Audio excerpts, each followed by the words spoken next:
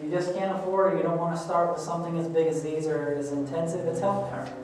Health Power is basically just a short synopsis of all these different conditions that the other books talk about. You can see it'll talk about lifestyle, it's going to talk about the diseases, heart disease, hypertension, stroke, cancer, diabetes, so on and so forth. It's going to give you some good sections on understanding food. They're short and simple, about oils and starches and breads and proteins and milks and different things like that. So it's nice and short, usually 1 or 2 pages on each section, but it's short to the point. It has a whole section on weight control and a whole section on natural remedies. Again, you're going to have to go to some of the more in depth for some of the plants and different things, but it's going to give you the natural remedies like your good nutrition, exercise, water, sunshine, temperance, so on and so forth, and then your mind-body connection. This is a very good book on depression issues, or if you know somebody, it's very inexpensive, you can give it to them, but it's going to help them change their lifestyle and help change their mind. And the last one, Julie talked about, I decided to talk about a cookbook. I wasn't going to talk about the cookbook, but Just show what it looks like. this is the 10 Talents book. As you can see, it's very thick. Most of our little other cookbooks, you know, very thin. I've got back those are just quick recipes. The reason I like this one is because it's basically a library for your cooking. If you're a new cook or a professional cook, it's going to give you room to grow.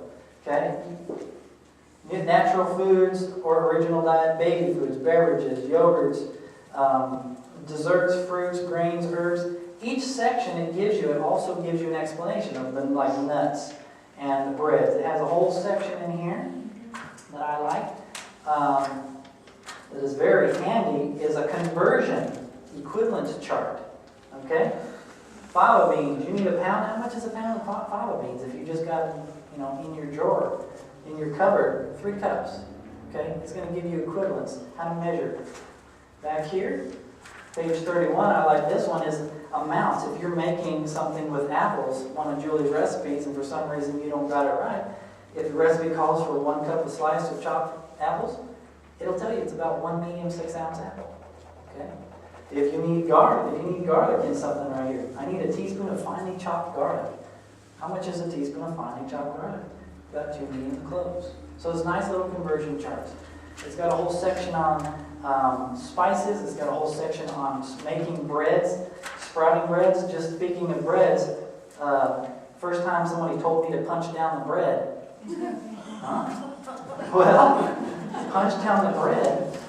You gotta be kidding me, punching the bread. Well, sometimes silly guys like me need a picture. That's what a punch down the bread means, okay? So it's very good from start to finish.